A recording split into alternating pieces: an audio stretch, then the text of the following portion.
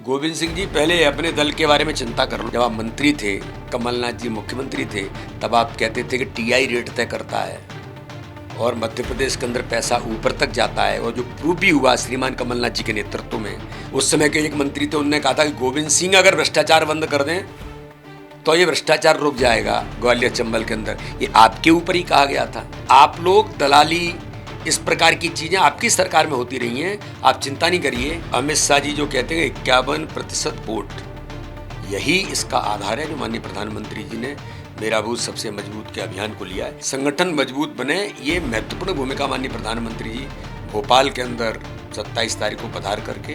Road show की भी बात कही जाती है, वो शायद कैंसिल हो। 3 दिन में लगातार बारिश का जो भारी चेतावनी है कि भारी बारिश हो सकती है, इसके कारण से रोड शो को भी कैंसिल किया। भैया राम राम, नमस्कार। हमें तो चिंता ही नाम है हमारा सचिन चौधरी। देश के प्रधानमंत्री नरेंद्र मोदी कल मध्य प्रदेश आ रहे हैं और मध्य प्रदेश में भोपाल और शहडोल 2 जगह को उनको दौरा है का पूरा कार्यक्रम है, का पूरी रणनीति है। और एक तरीके से कही जा रही है कि जो मध्य प्रदेश विधानसभा के चुनाव को आगाज है, भारतीय जनता पार्टी के प्रदेश अध्यक्ष वी डी शर्मा जी मांगेंगे। भाई साहब, कल एक तरीके से चुनावी आगाज का है।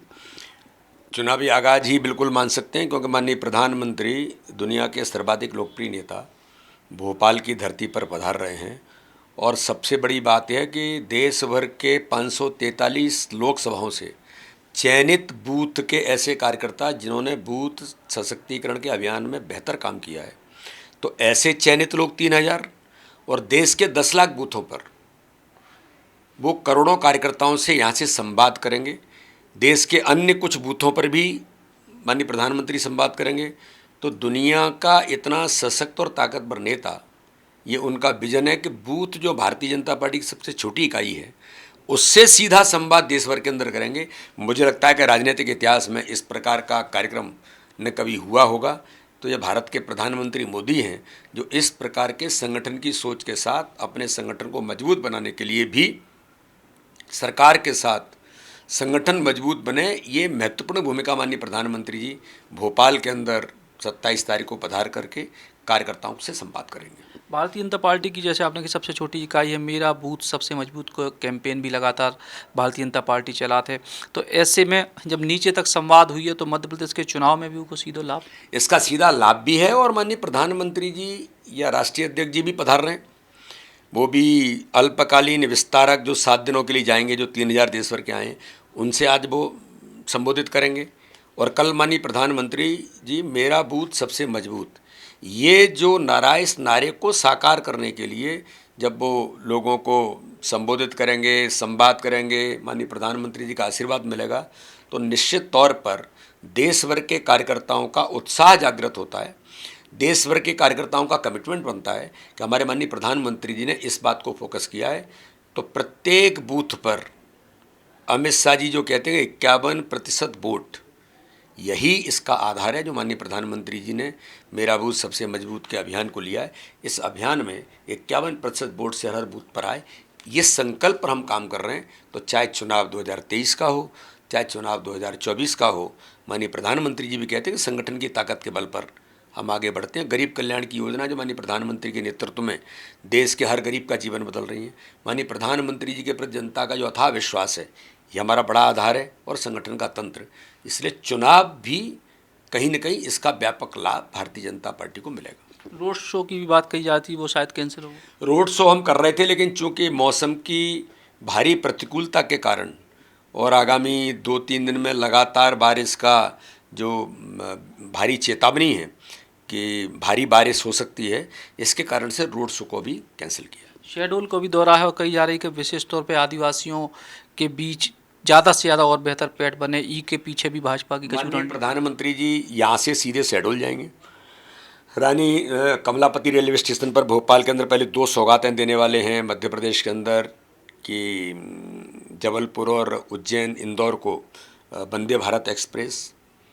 तो माननीय प्रधानमंत्री जी विकास के साथ विरासत के बारे में भी हमेशा उनका ध्यान रहा है। तो शहडोल के अंदर माननीय प्रधानमंत्री जी रानी दुर्गावती गौरव यात्रा का समापन होगा।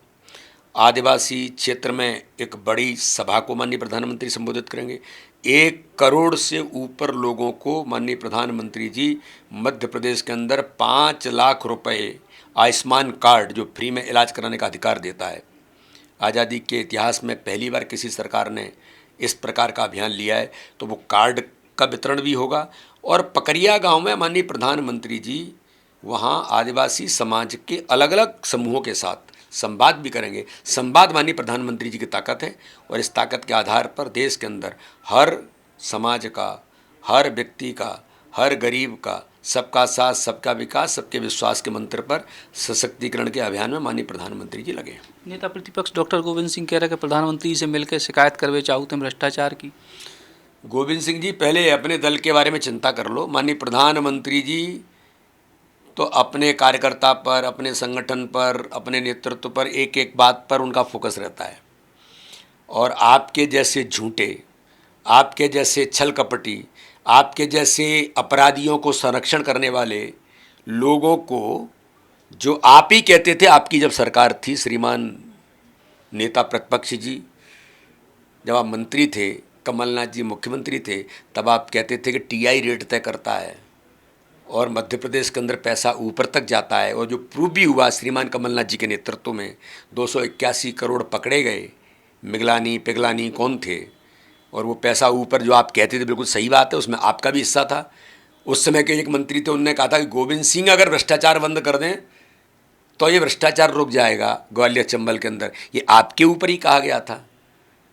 तो ये सारी बातें आप लोग दलाली, इस प्रकार की चीज़ें आपकी सरकार में होती रही हैं। आप चिंता नहीं करिए, माननीय प्रधानमंत्री जी अपने दल की बहुत चिंता गंभीरता से करते हैं।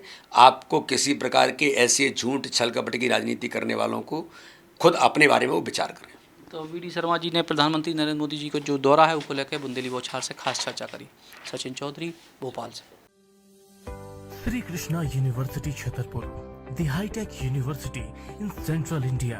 बुंदेलखंड के लिए गौरव की बात है कि अब छतरपुर में हम आपको देंगे विश्व स्तरीय एजुकेशन सिस्टम और वर्ल्ड क्लास इंफ्रास्ट्रक्चर। कोरोना जैसी महामारी के दौर में अब महानगरों की भीड़ भाड़, अत्यधिक खर्च से बचे तथा अपने घर एवं अपने शहर में रहकर ही विश्व स्तरीय रोजगार उन्मुखी शिक्षा को प्राप्त करें और महानगरों में होने वाली परेशानी से बचे, क्योंकि कोरोना ने हमें सिखा दिया है कि हम महानगरों में सुरक्षित हैं या अपने शहर और घर में। इसीलिए श्री कृष्णा विश्वविद्यालय आपको देगा राष्ट्रीय शिक्षा नीति 2020 के अनुसार तैयार पाठ्यक्रम और कोर्स में प्रवेश के अवसर।